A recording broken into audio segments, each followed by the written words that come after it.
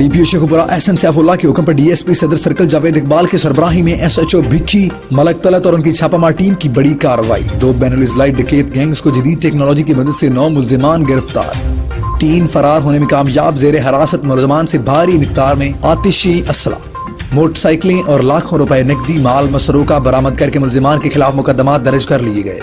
जेर हिरासत मुलजमान में एक नामालूम मुकदमा कत्ल का मुलजिम भी शामिल। DPO शेखुपुरा ने SHO भिक्की और उनकी टीम की कारकर्दगी को सराहते हुए उनको नकद इनाम और सर्टिफिकेट्स देने का भी ऐलान किया। SHO भिक्की मलक तलत ने प्रेस कॉन्फ्रेंस करते हुए बताया कि मुलजमान डकैती, चोरी और राहज़नी की वारदातों में नए तरीकों से मुसाफिरों, राहगीरों और मकीनों को असलहे की नोक पर यरगमाल बनाकर उनसे लूट मार करते और फरार हो जाते, जो पुलिस के लिए दर्द सर बने हुए थे।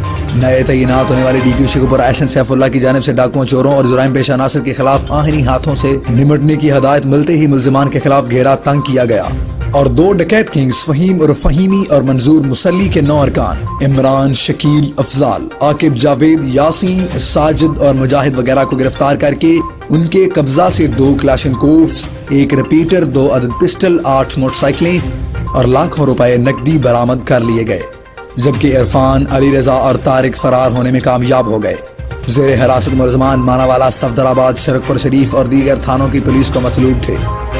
SHO मलक तलत ने कहा कि पुलिस शब और रोज थक मेहनत कर रही है और अपने फराइज मनसबी को हर सूरत अपनी जान पर खेल कर अदा करती रहेगी। किसी रस्तागीर, कब्जा माफिया और मंशियात फरोशों को किसी किस्म की रायत नहीं दी जाएगी।